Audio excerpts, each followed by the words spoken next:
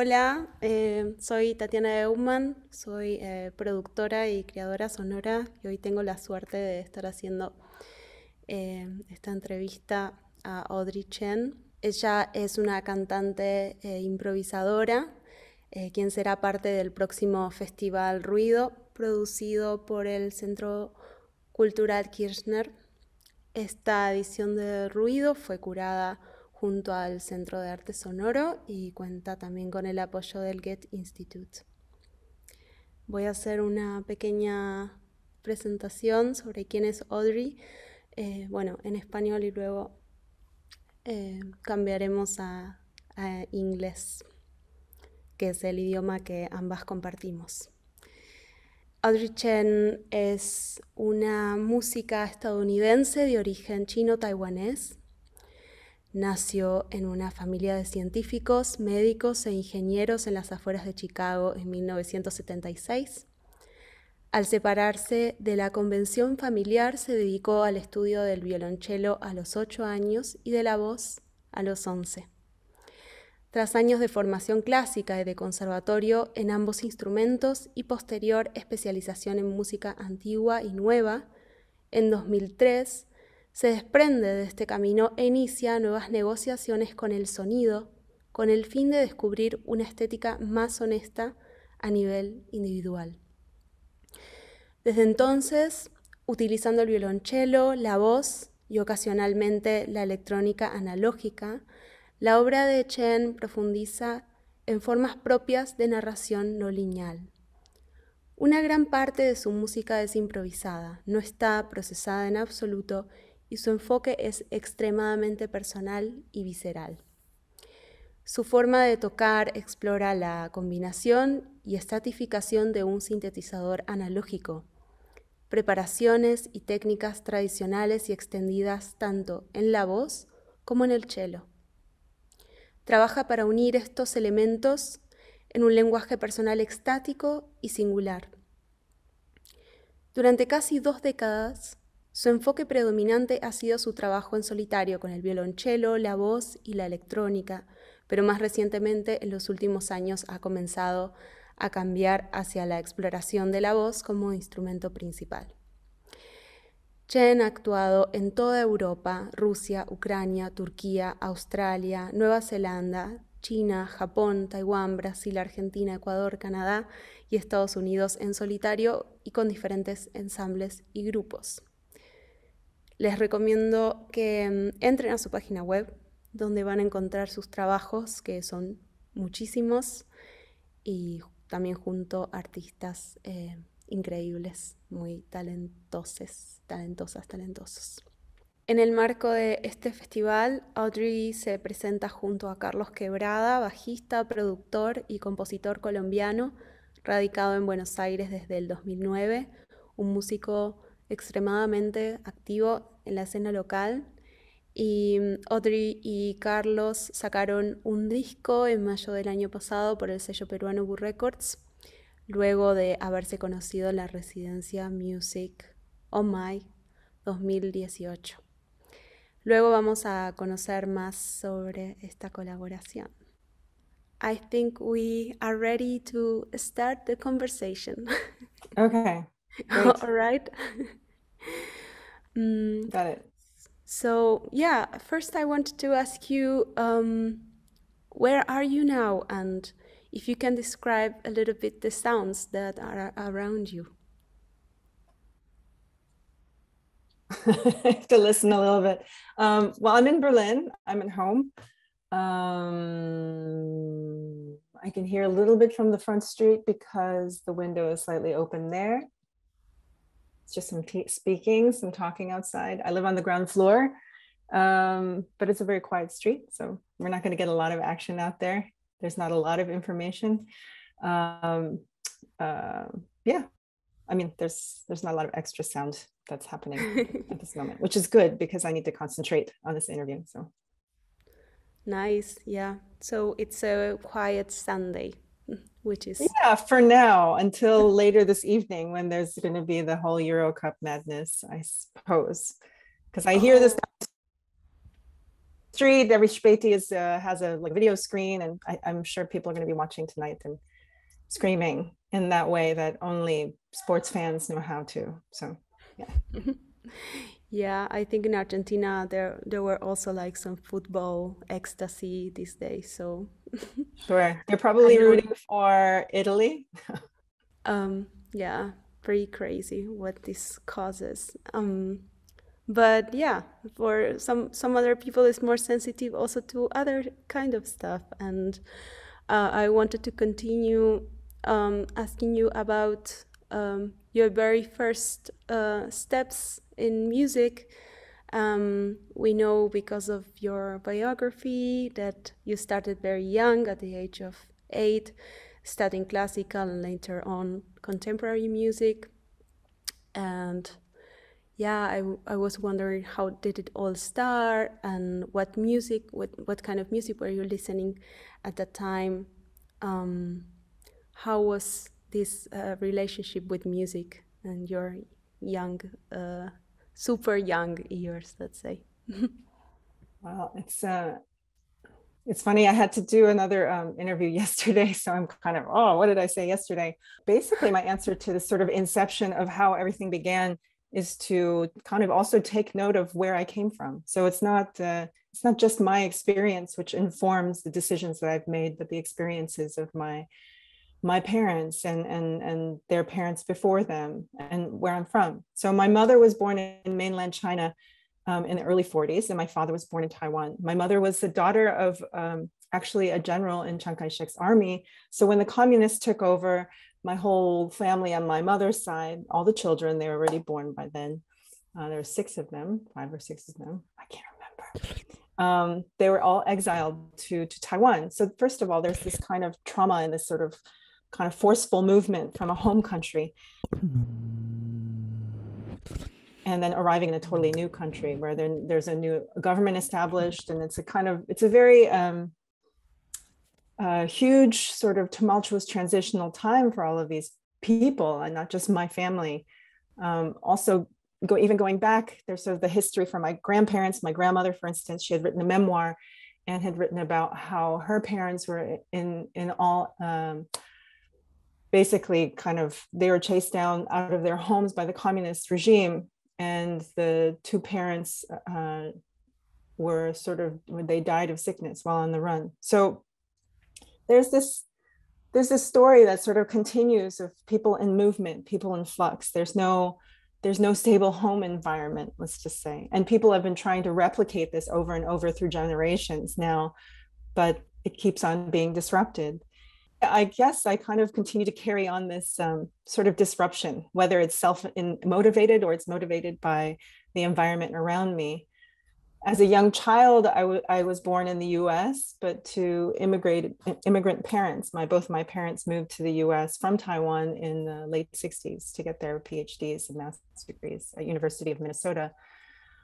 What they didn't expect, I guess, as a lot of immigrant parents don't expect, and especially during a time where they didn't speak about this stuff as much, is that to give birth to children in another country, you're in essence giving birth to completely different people with a completely different outlook and vision about how their life should go. So this kind of builds the whole foundation for me as a young person, sort of choosing something that was out of the norm for my family, and also wanting to find a sort of place for myself to have a kind of independence and a freedom, to have a kind of self-agency, to make my own decisions and to be able to grow and expand by myself, which I did in a practice room. So that's kind of basically how it sort of all started.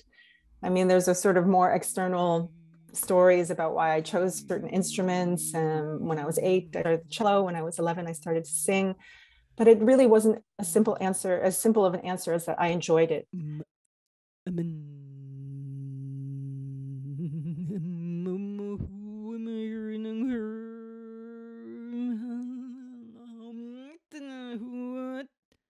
I feel like I needed it. And for those specific instruments, I think maybe they were just incidental along the way, that these were the ones that I came upon along the way, and then they fit the purpose. the bigger purpose. And then I just sort of went with it. But in the beginning, it was classical music because that's what I was first in touch with. And then in my early 20s, I discovered a sort of different kind of process, but that's also layered on top of a lot of different other kinds of life experiences. So that the change in the process for me, transitioning from a more strict regimented, rule-based, institutionally based sort of classical education was, I think, sort of mostly disrupted by the birth of my only child in the year 2000. So I was 23 at the time. So that's a kind of like quick timeline from the beginning to that age where things started to change. Yeah.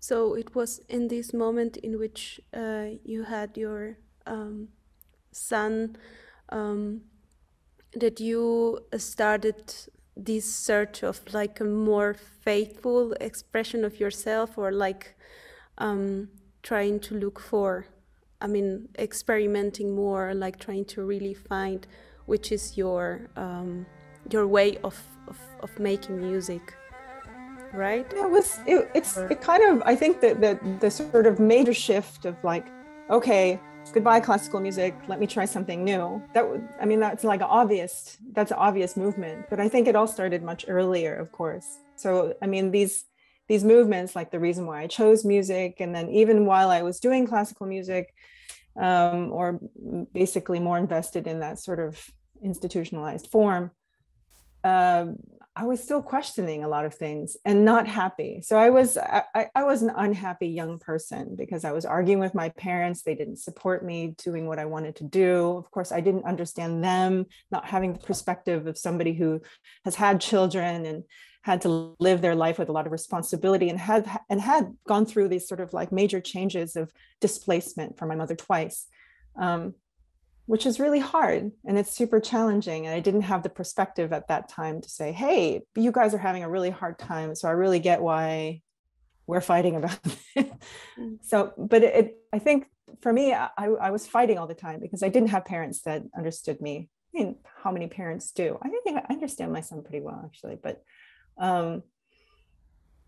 I was fighting, and I was fighting this institution too. I was spending a lot of time, practicing and getting better, and kind of very invested in the music, also at the expense of any kind of social life, because I didn't have very many friends. I kind of gave that up for sort of a little bit like an escapist plan into, I need to get better at this, so I don't have time for people. So I kind of used this as a kind of a defense and shielding mechanism, also because where I grew up, I was basically the only person of color.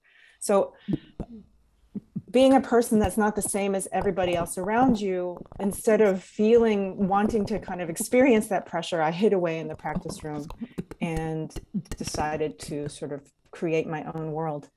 And then during that time also, I was arguing with my teachers because we had a lot of arguments about why does it need to be played this way? I would prefer to do an interpretation like this. And they'd say, but that's wrong. And I'd say, why is that wrong?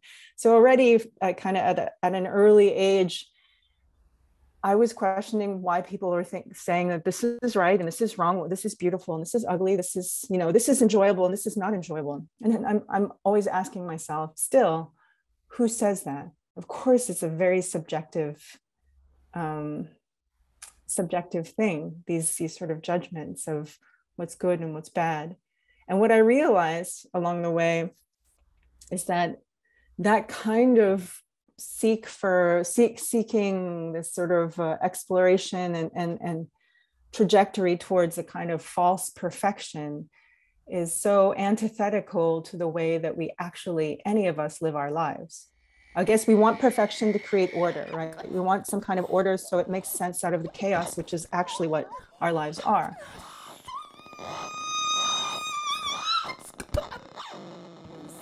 But it doesn't make sense for me to live inside of a process which is so unnaturally linked or not linked at all to actually how we live our life.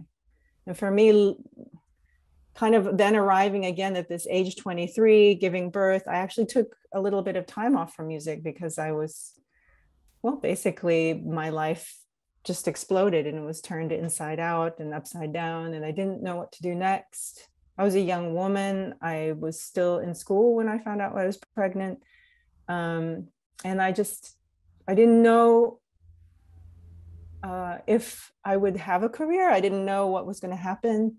All that I knew was this sort of, I became this vessel of gestation, and I had no idea what was going to happen next. And also when you're younger, you're kind of more in the moment somehow, right? You can't see, time starts to pass quicker as you get older. When you're younger, everything is in the now. So my now at that point was just freaking out.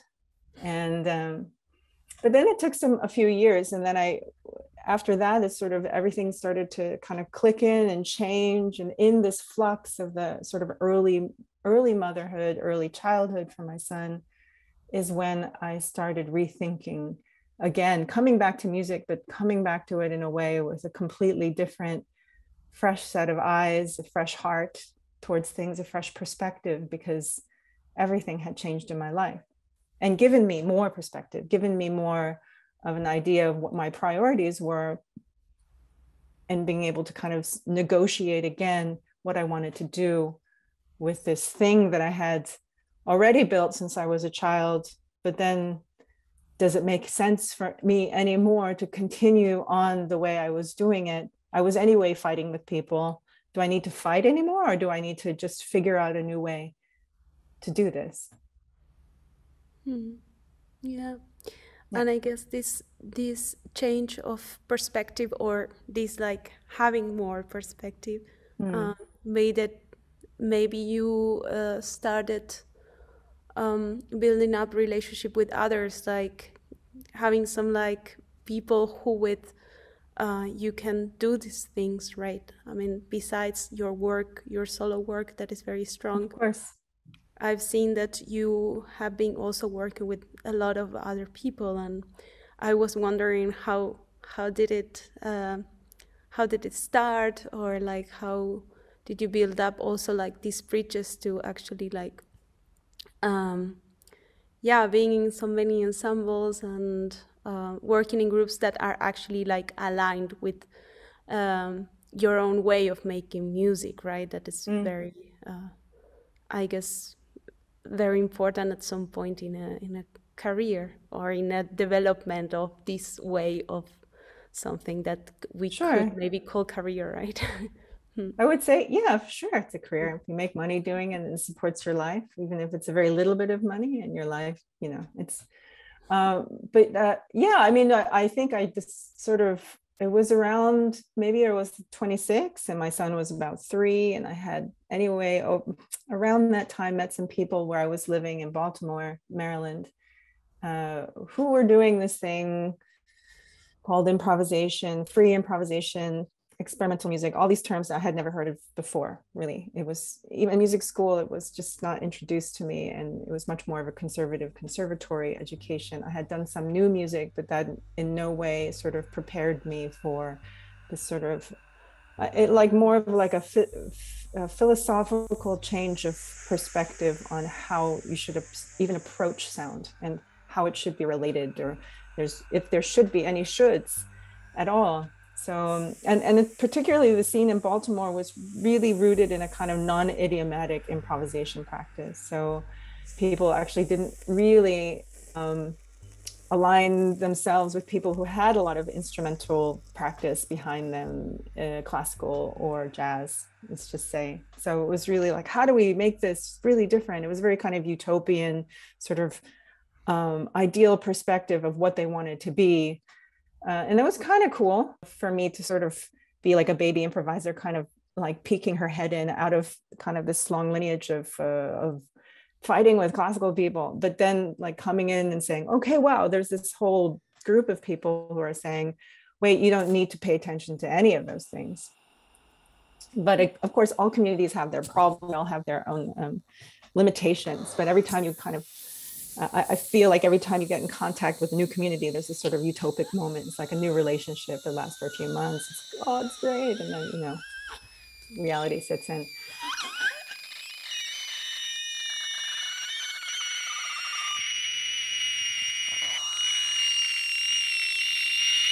But it was cool. It was great for me to sort of have this happen at the same time as kind of basically not knowing what the hell I was doing with my life. So it sort of opened my eyes, and the way that I was able to come into it was and learn more about what I wanted to do was by playing with other people.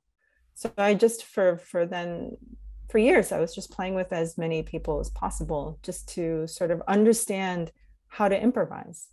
Because the more people, the more experiences you have, the more life experience you have, then you are better able to understand how to negotiate different kinds of experiences. It's the same with improvisation. So the more people that you meet, the more people that you play with, then you're able to adjust quicker, predict more, know where to find your place, and know when to leave, or know what you can feel comfortable with, know how you are socially in this sort of like sound environment. The sound environment is not just about sound. It's really about a lot about people and how they occupy space, and personalities. It's a lot about personalities. And it's a lot about decision making. This sort of coincided at the same time as being a young mom, and then eventually single mom, where then I had to be making all the decisions all the time, and then just kind of going with it. It was kind of probably the single most important education for me in terms of being an improviser, is being a mom. So you have to be like, this is the way, this is the right way. No, it's not the right way. I have no idea what I'm doing, but I'm going to just pretend like it's the right way anyway, because I need to act with confidence so my son has confidence. But inside you're like, I have no idea what I'm doing, but I'm going to do it anyway. And then you hope for the best, and then you make it beautiful. Every kind of decision you make, you have to make with grace, even if it's not the right decision. So that for me has been like a great teaching, which extends until today. Even, I mean, I'm not done being a mom. My son is 21 this year. I'm still his mom, and he still needs me. It's just changed its total flavor and face and way. But I'm still doing that. I realize that with him, I'm constantly trying to read his behavior, because he's still learning how to communicate with me. So it's still the stance of, what does he need? What does he want? What should I do? Should I make this decision? Should I make this decision? It's the same thing in music. So Yeah, I guess when we really and deeply connect with music, this is probably what happens. I mean, I feel identified with what you are saying, even if I'm not a mom, but there is this this way of doing, and this way of like working with confidence, and kind of, okay, I'm gonna do this, even if I don't know what is gonna happen, and so on, and kind of like improvising and solving in the process. mm-hmm. That's really, really nice. Really interesting as well. Yeah, I mean, I wanted to ask you, like, if you, when you will play, and also when you are thinking about music in general, like doing or creating, let's say, do you think about the meaning of creating art or creating sounds or spaces or work, or you just do this of like going with the flow and with your curiosities? Like, what I mean is, like, how much do you think or plan when you work on it, or even in improvisation? Do you have, for example, a specific working methods, patterns that you repeat, or a certain like ritual, for example, before playing? These kind of things that sometimes are like things that are as an artist maybe you repeat, and maybe you don't even know until one day you figure it out, like, hey, I'm doing this each time that I will play, or in this. Yeah, sure, of course. Mm-hmm. Yeah, I totally get what you mean. And I kind of a nice analogy that I like to use is like the way that I approach what I do, because I don't really feel like what I do is like making something. I mean, I live my life and I'm trying to make the best decisions that I know how, even if they're right or wrong, right? That's a little bit like what I was talking about before. And the way they approach sort of when I perform or I'm playing with other people, it's like extreme sport, basically. I mean, it's more than that. But so you as an athlete, you kind of prepare. You know, like you have all this training and all this experience, and then the moment you start, it's just you go, and you don't start thinking about it. You have to, if you're really like involved in something that's like it's kind of movement based, and for me it's really hyper physical what I'm doing. I don't dance around the stage or anything like that, but there's a lot of physical stuff that's happening on the inside in order to produce the sounds that I make. And it takes a lot of energy, it takes a lot of breath control, it takes a lot of focus.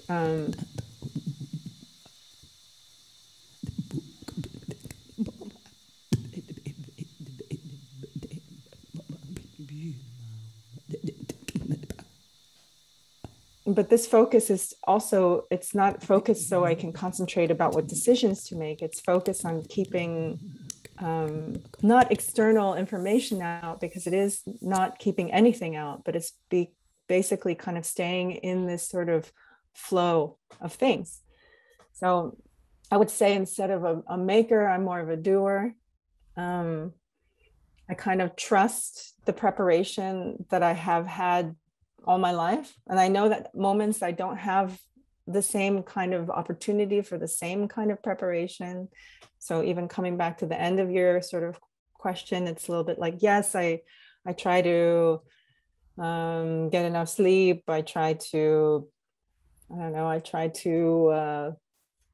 drink enough liquid. I try to eat not too soon, right before. It's like an athlete, actually. So I have to like make sure my body is really prepared to sort of execute at a certain moment. But the execution is not for doing something specific. It's just for being able to be completely open in a moment and be really invested. And in order to do that, I need to be in a certain state of mind and body and emotional sort of openness. But of course, life isn't perfect. So I have to also work with every kind of environment that I'm put into. And the more flexible that I can kind of be, the more joy I can also reap from all the experiences too, to not be so rigid, let's just say. Yeah. Yeah, I guess also developing certain flexibility is like part of that training at some point. Do you practice every day now, or it's something that you used to do and now maybe in a later stage you don't so much, or you prepare when you have a gig, or how do you manage that nowadays? I would say that I used to practice every day because that's kind of what everybody told me to do in order to get really good at what I needed to do. So I'm really glad that I spent all these first years of my life with no friends doing that. Because it was a lot of time.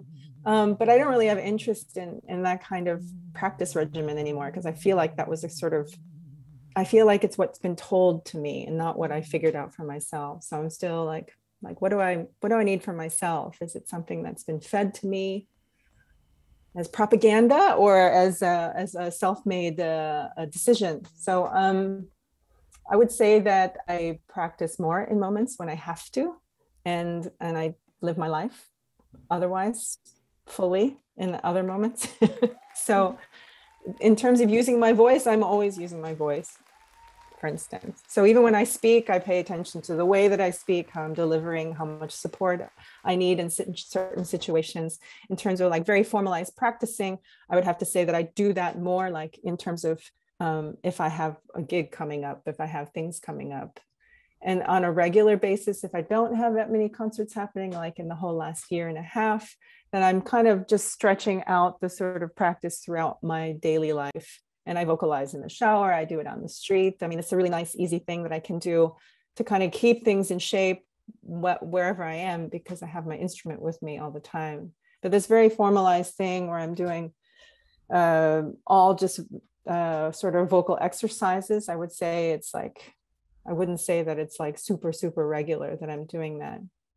But at the same time, since the voice is very much based in the body, I do this on a very regular basis. I have a very regular, say it's like a kind of fitness program. I run and I do yoga. I try to keep active. I do really long bike rides. That's something that was super nice actually during this last pandemic period since last year. Being home a lot and starting last year, actually in March, since the weather was so great, my partner and I started doing these super long bike rides out into, Brandenburg outside of Berlin. We did this whole route around Berlin called the Mauerweg. Not the whole thing at once, but like in trips. Every Sunday we would do like anywhere between 40 to 60, 80 kilometers. That's also part of my practice, I would just say. That plus eating well, having great food, I don't know. It's all sort of, I'm a very holistic, non-boundary, segmented sort of life person. So it's all interconnected somehow to my practice. Yeah. Yeah, that sounds ideal, I would say, right? So everything is like coming together and you don't need to actually say, okay, now I will do this and then I will do that, and kind of having everything in like different worlds or kind of like. Yeah, I had to kind of figure that out along the way, because when I was a younger woman and with a kid and then had to like manage everything, if I was too segmented, I would have gone nuts. Yeah. So I had to open up these pathways saying, okay, well, lunchtime can also be this, and performance time can also, my son is in the audience, I have to kind of keep my eye on him while I'm performing, or, I have to do this and I have to multitask. I had to kind of multitask through every moment. And it actually was easier for me to do that than to, have my mindset, I'm like, this is the time that I need. And if I don't get it, I'm going to go crazy. So it's just sort of like not to have these sort of attachments to segments made me actually a much more sane person. So I think over the years, it just became habit, and part of the way that I live my life is to just sort of end up mixing everything together. Yeah, I actually something more in other direction, but also connected.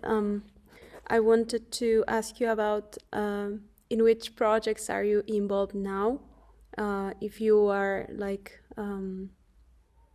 if you could mention like a specific people you are working with or stuff that you are researching or interested in now, or stuff that maybe we can check on your website that's been particularly interesting in the Sure. last year or so.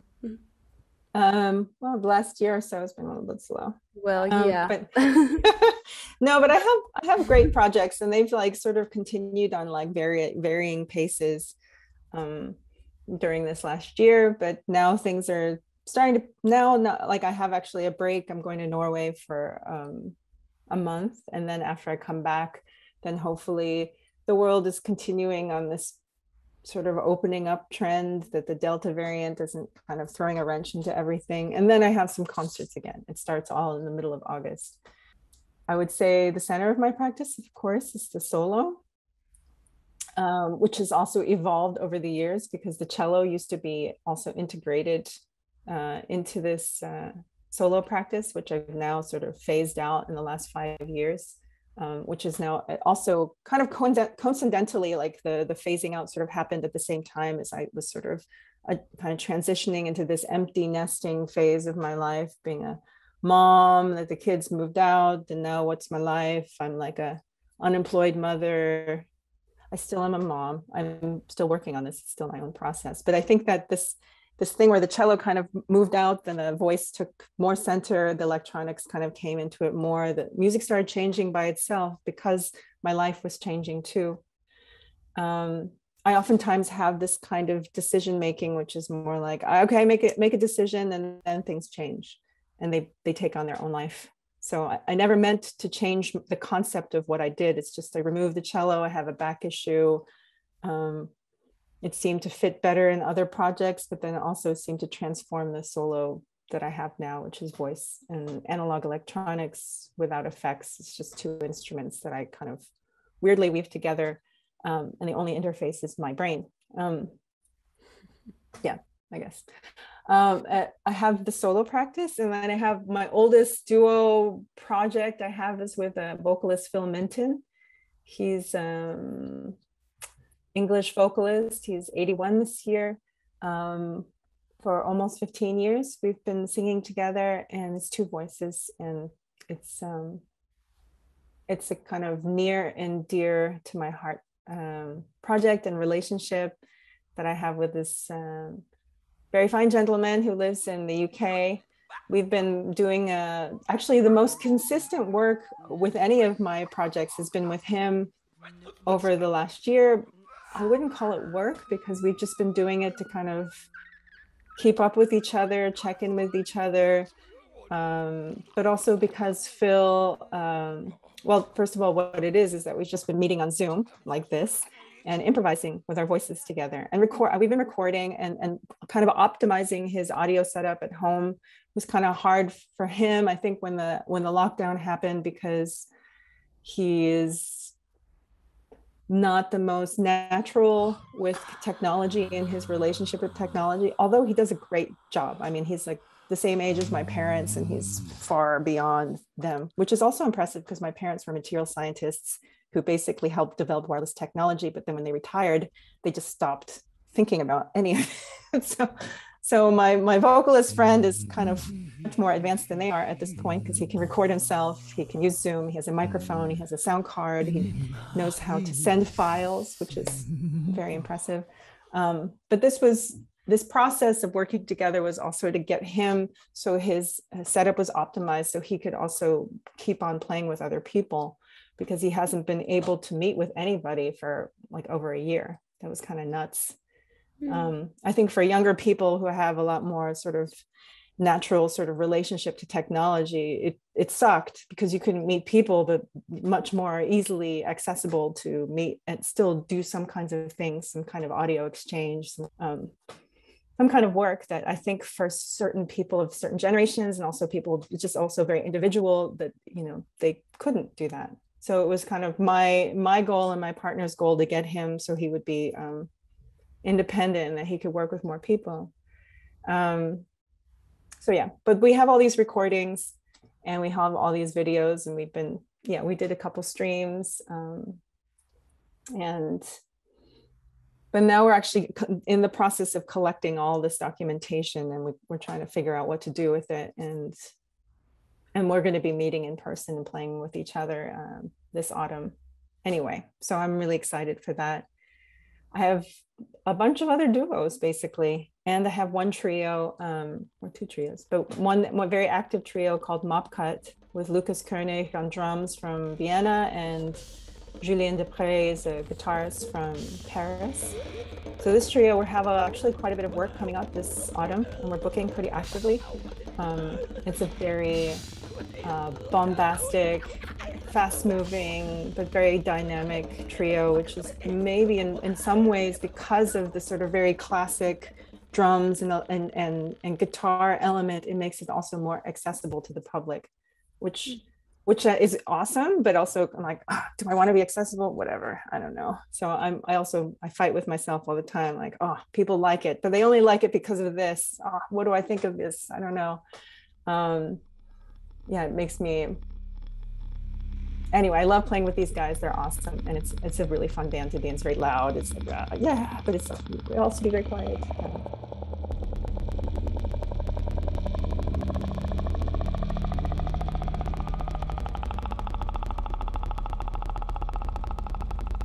But it has these like very classic elements that kind of can help bridge the gap between the more kind of weird stuff that I do, which is more, you know, alien, strange sounds coming from my face. It's a little bit hidden by all the movement of this band.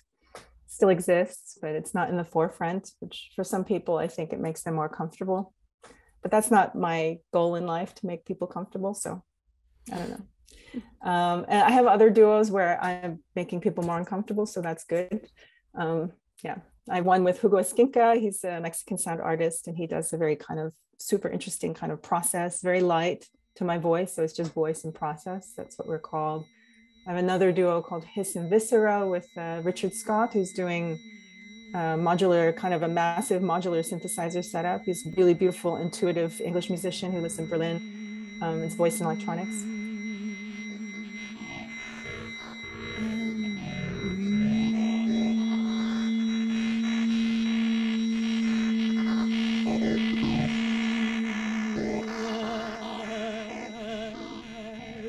I play with my partner Henrik Munkeby-Nøstebø, who does trombone and electronics, and I do voice and electronics in this combination. And then there's just a bunch of other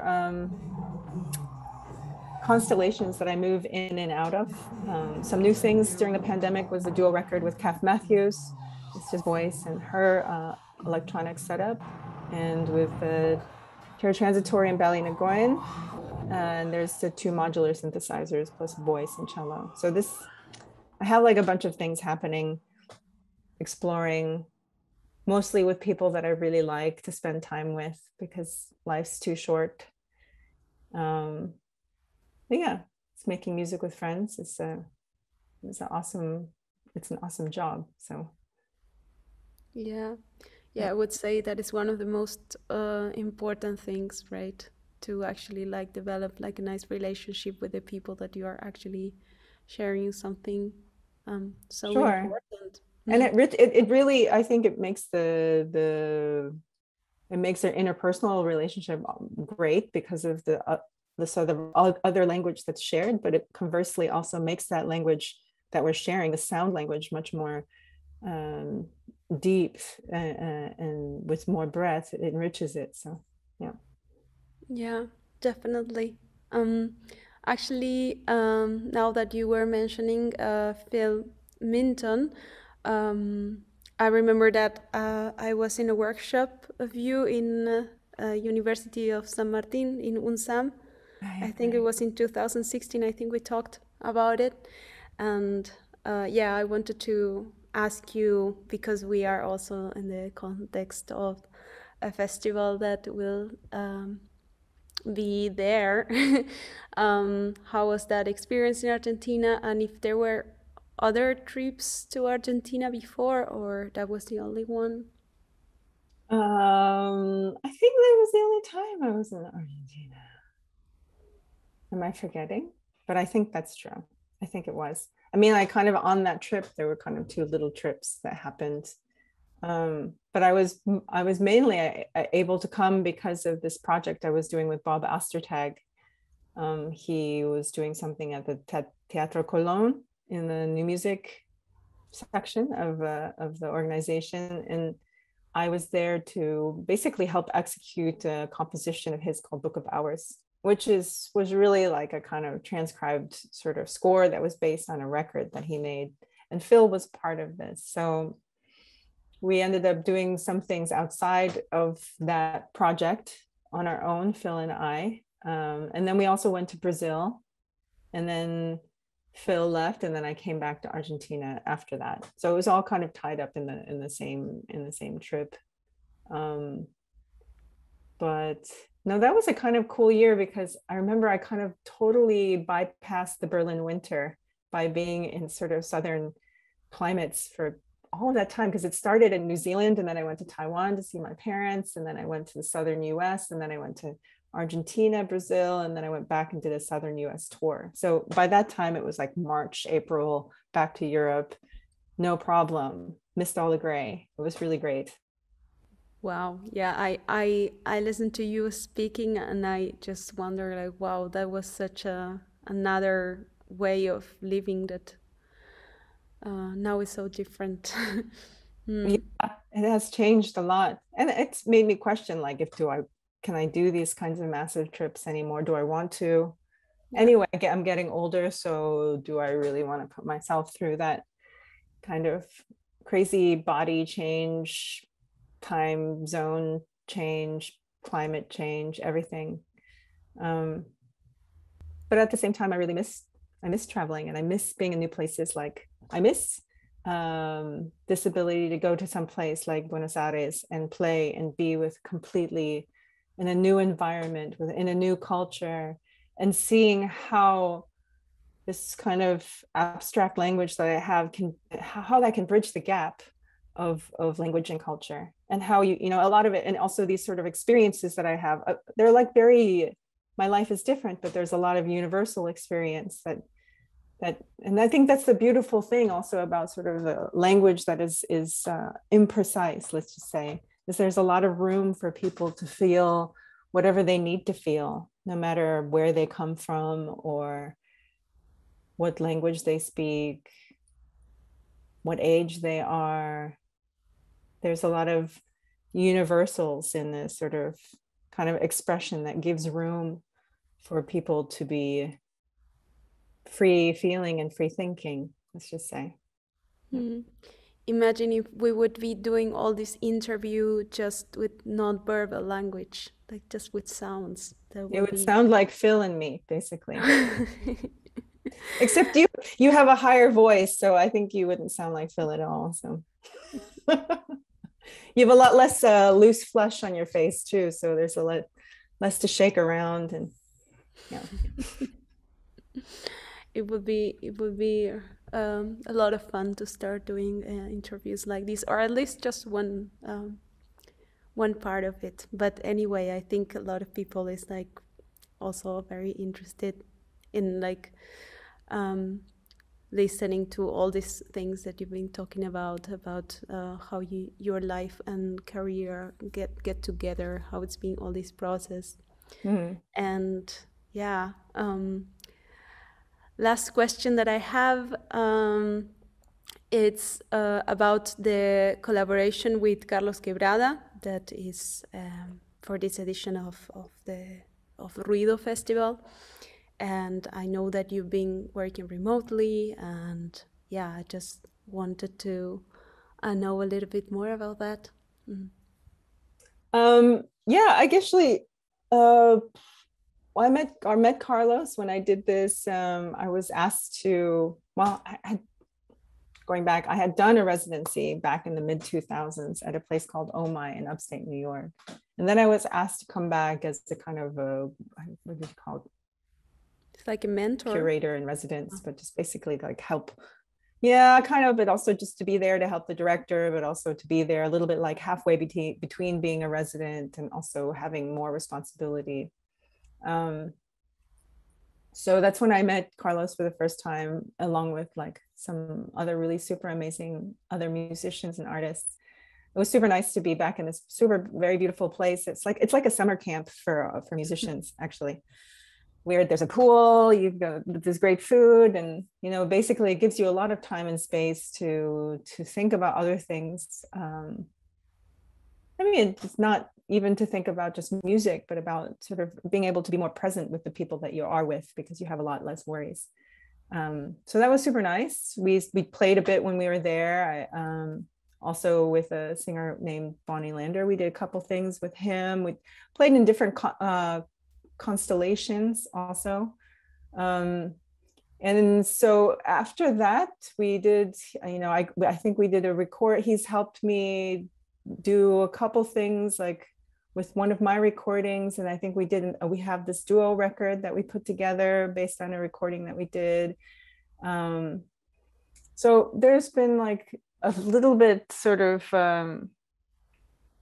let's say a residual practice with him after that experience, but then nothing's really happened for a while, actually, like in terms of playing, because I haven't been to Argentina, and you know, he hasn't been to Europe, so we've been at this distance anyway.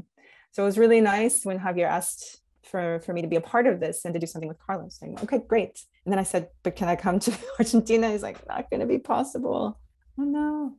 Like, okay, at a distance again. So now we're here trying to actively figure out what we're doing as a project together, where he's going to be live and that I have an information for whatever the performance is. So it's I've basically now given him some recordings of my voice and of electronics that I told him, like, I want you to do with these what you will. It's not really interesting for me to be doing a kind of like Zoom live stream thing with him on stage. I think it's quite distracting, actually. And I'm a bit tired of that format, especially after a year of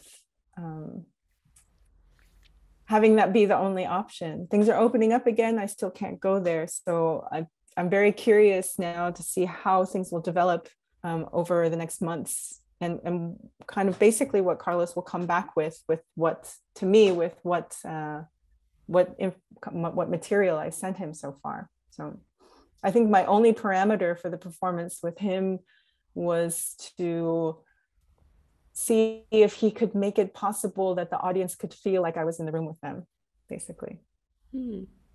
So that's a kind of goal or a task. I tasked him with helping to make it feel like I'm actually in presence by the way that my sound is presented. So anyway, the way that I deal with my sound is very close mic. It's very intimate. It's the voice. There's a lot of breath. There's a lot of interior sound. So the way that I was hoping, but I'm not sure if it's possible, to have a kind of multi-channel sort of diffusion. If not, then to figure out how to create a sort of other kind of context if it's not spatialized, in order to kind of achieve this effect. I don't mind any, whatever he is. He's a very creative guy, and I think he's going to be able to figure out a very cool way to work with the material. So yeah. Well, I'm really looking forward. Sounds exciting. Yeah, I wish I could be there. Yeah. Well, maybe at some point in the future, let's hope. Yeah, I hope so. I hope so. Yeah. All right. So I want to thank you for being here and having this conversation with me. And yeah, I think. Yes, my pleasure. Totally. Yeah, we've been going through a lot of, I don't know, like interesting topics. We went through your whole life, something like this. So yeah, very like speed through. I didn't tell you all the stories, but that gives another chance for another interview sometime. So I hope so. Okay, so thank you. You're welcome.